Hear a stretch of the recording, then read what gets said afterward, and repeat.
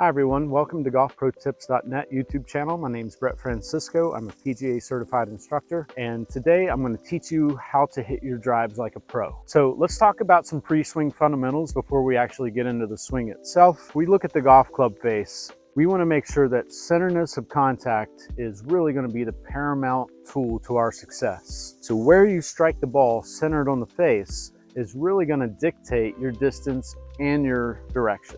If we were to use, say, impact tape, this is something that you can go online, you can buy it on Amazon. Again, it's called golf impact tape. You're going to place it across the face of the driver, and this is solely for practice purposes. When you go to the range and you make a swing, you make your contact, it's actually going to record where you made your actual physical contact on the club face. What we're looking for is a defined dimple pattern of the golf ball on that impact tape. If it's kind of a smudge or a smear, or you're finding that your dispersion pattern is really wide, we've got to start working on finding a way to develop a more consistent swing. When it comes to the driver swing, really the most important thing that a beginner golfer, or even to an intermediate level, should understand is that we're not trying to swing as hard as we can. We're trying to get this ball in a position to set up the rest of the round. So swinging as hard as you can is not necessarily always going to hit the center of the face.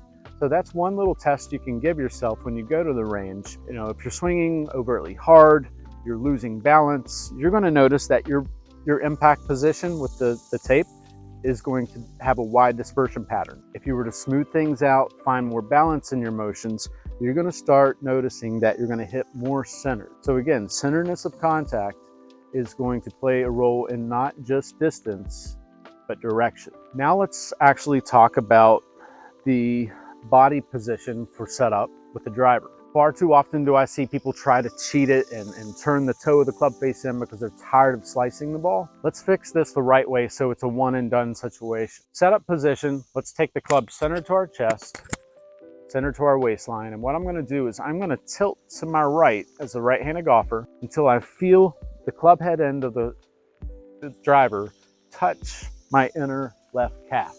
That's going to establish a proper spine angle for address. From here, with my stance is relatively wide, I'm going to set my position up.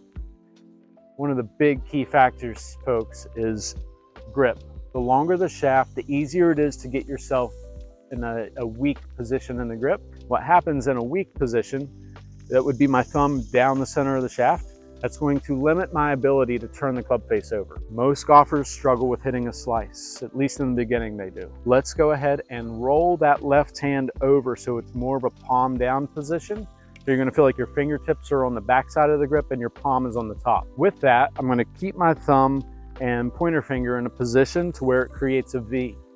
That V should point to my right shoulder. Once I'm in that position, I now have the ability to rotate the club face. In a weak position, I really limited my ability there, but in that neutral to strong position, I'm going to increase it. So that's neutral. Here's strong. It feels a little discomforting, but you can see what happens, the cause and effect. If I go strong, I have more ability to rotate the club face. So you can play around with your grip on the range while you're practicing to help see if maybe you're more of a neutral strong grip, a neutral weak grip, to help control the club face position at impact. You know, you'd be surprised at how helpful that actually is going to be. So now let's get into some actual physical drills that we're going to use for hitting our drives like pros. You know, if you look at the tour pros, you're not going to see a tour pro take a swing and wind up way back on their trailing side. And that's one of the common poses I see on the golf course, is a swing followed with a reversed weight transfer. You know, if you were loading up to throw a ball, think about that action.